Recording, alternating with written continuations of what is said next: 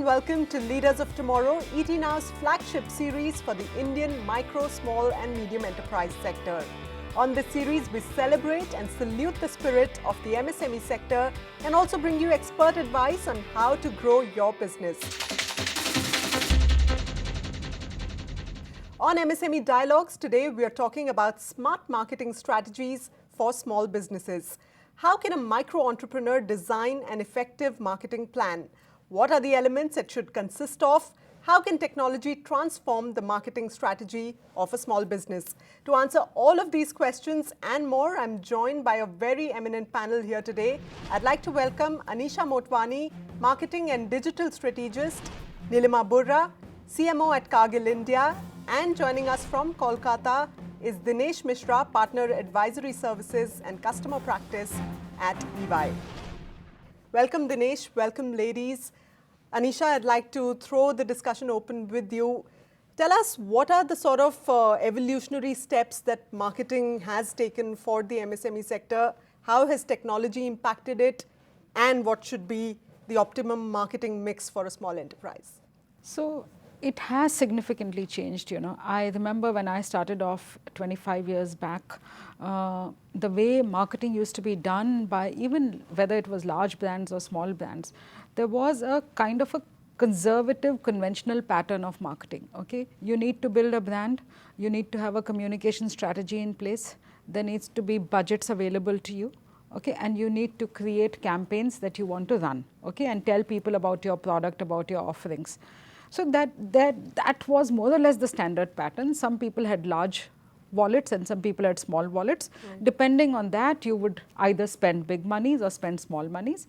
You would go in for television, you would go in for print, depending on your size of your wallet and what you could afford. Right. Okay, but today that's completely changed. Okay, today the starting point is not what's the size of your wallet.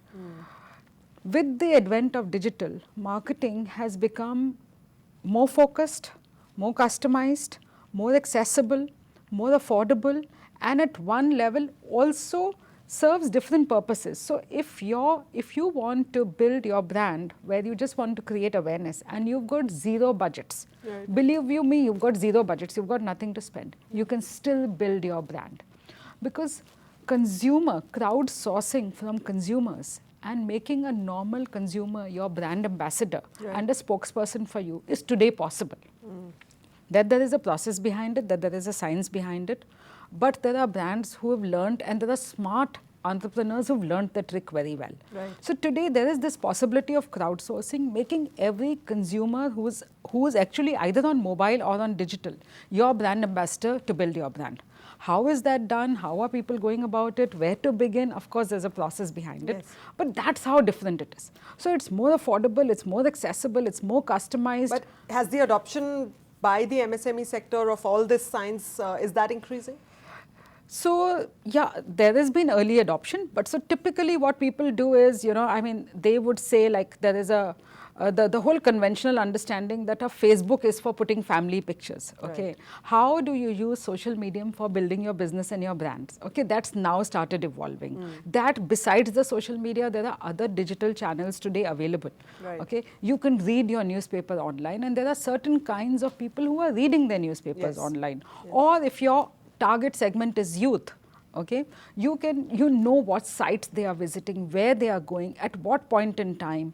It's possible to track the entire consumer footprint end to end today. Yes. So whether it's a youngster, or whether it is a retired person who's sitting at home, or whether it's a B2B segment, you have a corporate that you want to supply to.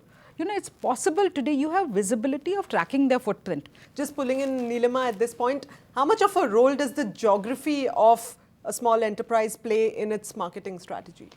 See, small scale industries and micro segmentation goes hand in hand, because the business actually originated because of a certain geography which is available in a certain sector and it's available in a certain demographics. Right. So this actually emerged because of those small niche needs.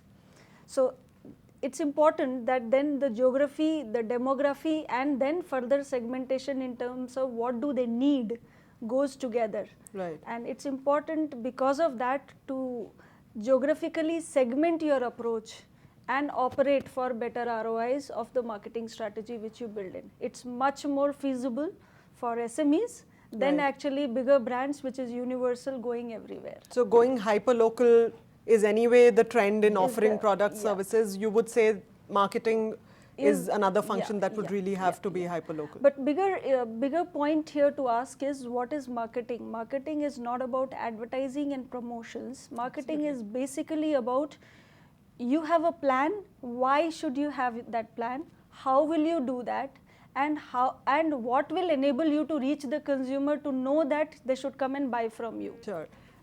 Dinesh, one of the core objectives of marketing for any company is also to win new customers. I mean, that is the core objective that any small enterprise or even a large company is really looking at.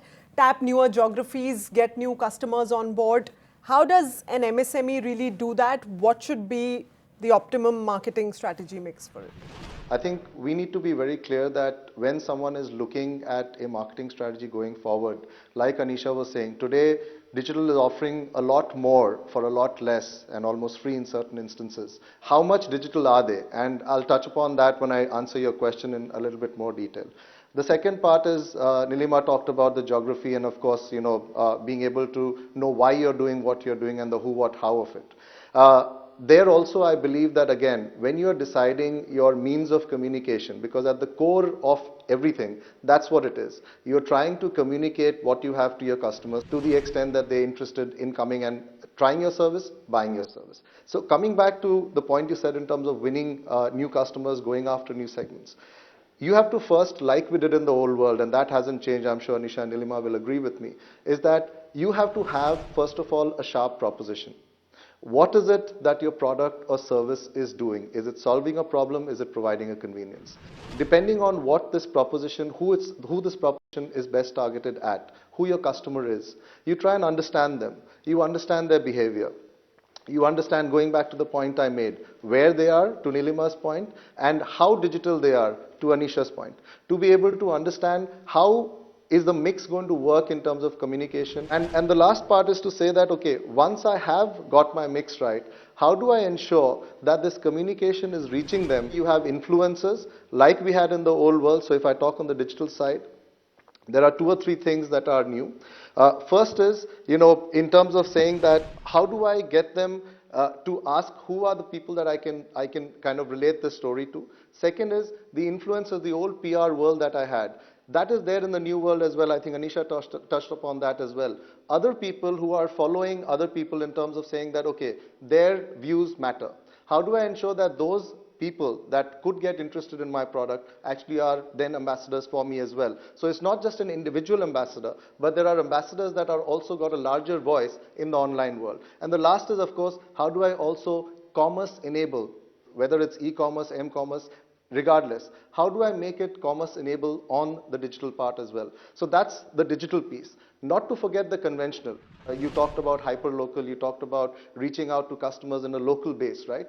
Let's not forget radio. Radio is not dead. Let's not forget simple things like leaflets and flyers, which come to your apartment today, in the newspapers, etc., for really local market. So the point here is that there is no right or wrong answer in terms of saying that I don't do conventional, I do digital, or I do only digital, don't do conventional. First of all, once you know what your proposition is and what your customer is, you then decide the channels accordingly. Okay, so those are a number of insights that you've shared for our MSME entrepreneurs. Anisha, tell me, how relevant is content-based marketing today for small and medium enterprises? That's something that large corporations are taking up in a big way. They have their in-house content shops generating all kinds of content around the brand. Yes. Is it relevant and is it cost effective for a small enterprise to do that? So you're absolutely right. Content as a means to build brand, at one level there's a lot of content. Content is getting democratized in the sense you just go and search on the net. There will be content available on any topic, whether it is commercial, professional or personal, available to you. And yet at another level there is quality content that's completely missing. So brands today what we say are being built through storytelling. They are not being built through advertising. Now those stories have to be told by credible real life people. Now imagine I am building a category which is, say for example, a leather product. I mean, I'm in Agra, I have a factory and I've created these nice leather products. Okay. Now if consumers can tell story about how where leather originates from, what goes behind manufacturing. Imagine if there were 7 different stories told by credible people about how this particular product or this particular company is creating its product. Okay, this is not one advertising. Right. This is content, these are stories. Now I get these nice stories written, storytelling, and this is like you can crowdsource this, you can hire people who write it, and then make it available and amplify it. Now your story, if it comes to me like a personal story, that is of reader interest, I want to read it because it's not paid commercial sponsored post. Right. So there's more interest, there's more credibility. It's more editorial to that extent. Right. So yes, content, it's not just content creators, content editors are being deployed, content curators are being deployed, so that people can figure out what's quality content and where to edit and make it the right size so that people consume it. And you would say that's a good strategy to have for a small enterprise. It is an awesome strategy and it's really working. Another place where content is working is in search. Right. Okay, everybody wants to be, if you search any SME or even a large brand, you Google, you want yourself to come up on the page 1 of the search. Yes. For you to come up on page 1 of the search or page 2, you need to have enough content about yourself on the site. Yeah. Now that's another reason why content becomes important. So regular feed of content is like one of the biggest success mantras. Nilima, at what scale should a small enterprise be looking to have a full-time in-house CMO? And is outsourcing the CMO function a good option for a small enterprise that's often cash-strapped? That's a nice question. So, see, typically it starts with a vision to market what the offer is, whether it's a product or it's a service. Ultimately, it has to reach someone for whom you have created that model. Right. To reach someone, you don't actually need one person to do it. It's the initiator who has to think from the beginning where it has to reach.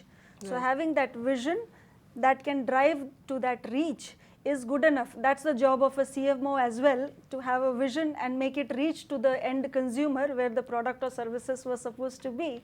So I think SMEs are all-rounders. Most of them, I have personally interacted a lot in my sectors. They have a vision for whom is the business, why they are doing that business, how do they want to reach them, and where will they find them. They are very clear. It's important without having a CMO also, this vision to be in place. Once that vision is in place, that's precisely will drive your marketing plan. So right product or services at the right price and at the right place with the right set of content and ideas to promote it will give you the results which you want. Okay, perfect. I just want to, bring in this whole thing of chief marketing officers today are actually as a designation becoming completely passé. People are being called chief consumer experience officers. Yeah. Okay. Yeah. And creating consumer experience is not just the prerogative of marketers. Of the marketing officer. From the CEO to the entire organization, whoever is touching, with the customer is a front end person. Yeah. How do you actually just make his experience? All right, so on that note, we are going to take a short break right here. On the other side, we'll talk about the role of data analytics in marketing and the impact that social media marketing can create for a small enterprise. Stay with us on Leaders of Tomorrow, MSME Dialogues, only on ET Now.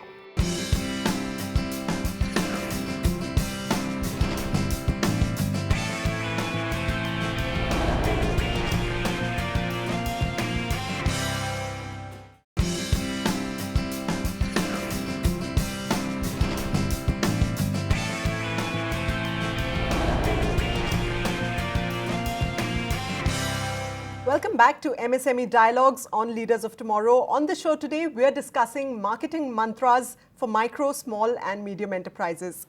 Anisha, you're an expert at digital marketing. So tell us, what are some of those cost-effective and easy-to-use digital tools that small enterprises can really make use of and increase their marketing with? So I think to start with, having a very smart, intelligent website, okay, is the first starting point. Any organization that is starting off has to invest and take its website seriously. Okay, because website is like that platform, you know, it's like you take a flight from anywhere or you take a train from anywhere. You have customers coming from whichever part of the country. You eventually want them to land somewhere. Yes. For me, the website works like that landing platform. Yes. So how do you make your website intelligent? And how do you create an intelligent website? So today, if you have a website, you should be, whatever you're doing, you should be able to direct your traffic. You know, whether it's a prospective customer, existing customer, he's come to complain, he's come to praise you, he's come to inquire, you should direct him to your website. That is how you create a repository of actually knowledge and information and keep building a base. On those websites, then there are intelligent tools available. You are able to geo-target, you are able to figure out who came, at what time part, what day part, what did he come for? Yes. You know, did we leave him satisfied or not? Can we go back to him? So that becomes a starting point. So invest in a very intelligent, smart website. There are tools available. If you are a startup, there are free tools available. As you go more evolved, you can actually invest in paid tools that get more and more intelligent. So that's the first one. The second thing is having your social media pages. Yes. It's important today, even individuals can create social media, this thing. There are company pages that you can create on social media pages. Create a company page. Make sure that you have the right content going there. Invest in it. It's not very expensive. Somebody sitting in your office, you yourself can actually create content and put it up on your social pages. Okay. Right. So that's the second piece. The third piece is actually then figuring out and being very clear about who your target audience is. If it's a B2C, very sharp retargeting is possible. Today, if you go and buy anything from a Flipkart or an Amazon, you've searched for a shoe. Even if you haven't bought it, you've searched for the shoe. Next time you go there, you know, to buy something else, they'll tag you with a shoe. This thing. How are they doing it? Because they're tagging you, they're tracking you. There are cookies available that are tracking your footprint. Okay, so if you actually so in a sense you are studying consumer psyche with and behavior all the time. Yes, all the time you're able to study it, which you could never in an offline world. I mean, I go to a large mall, how does a brand know which store I went to? But in an online world, you're able to track it. Sure. So Dinesh, bringing you in at this point, you know, what Anisha is mentioning about data analytics and really using data to predict consumer behavior, do you see a lot of small enterprises now going in that direction for the next couple of years? What are the emerging trends that you could share? I think, like the point that was made earlier, an entrepreneur today has their hands really full with a lot that is going on in their business, because a lot of times they don't have specialized roles for analytics, marketing, and so on. So they're pretty much doing, playing multiple roles, and there are competing priorities. So not enough is the answer. However, what is changing, to Anisha's point, is the cost of being able to do it. The access to such tools is very, very different than it used to be. So yes, while digital does give you a very powerful tool and platform on which you can actually gauge and monitor and hence analyze consumer behavior in real time almost now, and there's lots of companies that are offering that as well. The one thing that we do have to kind of again remember is that businesses also need to be aware that just in the offline world, advertising was a one-way communication. You sold stuff, right? So you gave a message that was selling. Here in the online world, it's more about engagement. I'm sure Anisha will agree, because here it's not about just messaging that here's what I have to sell, but how do I engage you in the product or service that I have to sell? I go back to, again, you talked about user-generated content, right? This content that of a how-to, what kind of proposition is it solving? You know, the use cases for your particular product or service. It's an absolute goldmine to be able to have user-generated content in the various ways in which your service and product is being used. YouTube, etc. There's enough free ways in which you can put that out there. And then being able to analyze not only, as Anisha said, on your website, but on every other asset that you have, whether it's, you know, various social media platforms, YouTube, etc. What are the people that are coming, doing, how much time they're spending, how are they reacting? That helps you fine-tune your messaging even more. I think it's a process. To answer your question, I don't think, you know, the MSMEs are really, this is something that's top priority for them, but I'm sure they would benefit a lot if they prioritize this a little bit more in everything else that they have to obviously manage on a day-to-day basis. Okay, and Nilima, we've been talking a lot about social media marketing. Is social media marketing only for B2C players? How do B2B players really leverage social media? Social media actually has touched everyone. It's all about not just being connected to internet, but also the phones, which is the highest penetration right now. So through mobile and through internet connectivity available, it touches everyone.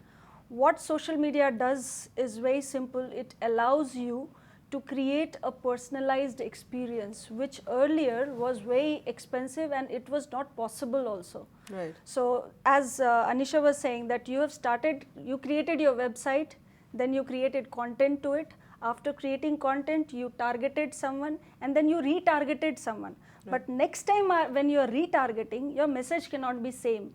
So number one, the message has to have a newer content which is relevant to that particular consumer for them to click. Second and most important aspect of that is how personalized is that element. If it is personalized talking to me, then I'll be more interested. Talking to me is more relevant in terms of how good you understand me, my need and my behavior. Right. If it's relevant, I will go back to that website again and that will generate more business. Sounds very complicated, but it's all about when you're talking to someone on phone, you talk to the person the way that person understands. Right. So for SMEs, my advice is very simple. It's not complicated. Phone is there with you. All of us have started using smartphones. Yes. Internet is always 24/7 available on phone. Government is also creating so much of popularity around making it right for digital world. Use that moment, create those simple websites which are free, and then utilize it for personalized messaging. So that's how it can be very relevant for this segment. Oh, one thing that people don't understand when it comes to social media, it's called social media. It's for socializing. Okay, so how do brands socialize? Okay, it's not for commercializing, but yet there is a commercial angle to it. Okay, so how do you intelligently give your content where the content has to be such that it has to be what the consumer wants to hear, not what you want to tell. So the mistake we make is, as companies, I have got this product, it's got great features, it is priced like this. That's what you want to say, but is that what he wants to hear? Okay, so the difference between using a social medium like a social conversation by the brands becomes the most important thing. Okay, so we are running out of time here. So what I'm going to do is I'm going to request all three of you to give our MSME entrepreneurs your one most innovative marketing tip that they can easily adopt and grow their business with. Dinesh, why don't we start with you? Well, very simply, know your customer as well as you can, and then decide both your communication and your medium based on that, digital as well as conventional. Don't forget, conventional still is an important part of, especially when you're doing location constrained marketing. You have to use conventional tools as well. Okay. Begin with knowing your customer. That's what says Dinesh. Anisha, what about you? For me, it is making everybody your brand ambassador. It's your employees, it's your consumers, it's your customers. How do you make everyone your brand ambassador and your spokesperson? Okay. Nilima? I would say a simple phrase for all of them which they can remember. Convert your suspect to a prospect. That's the first thing. Then convert your prospect to your customer, and then convert your customer to your brand advocates. That's the best way you can do market. You can market and create your own business, which is more value for everyone. All right. Thank you, ladies. Thank you, Dinesh, for those very insightful marketing mantras. I'm sure all of your insights are really going to help our MSME entrepreneurs. That's all we have on this edition of MSME Dialogues on Leaders of Tomorrow. Feel free to get in touch with us. You can write into us at leadersoftomorrow@timesgroup.com or reach us using social media by just putting in the hashtag LOT, or just feel free to call us on the number on your screen. Thanks for joining us. Goodbye.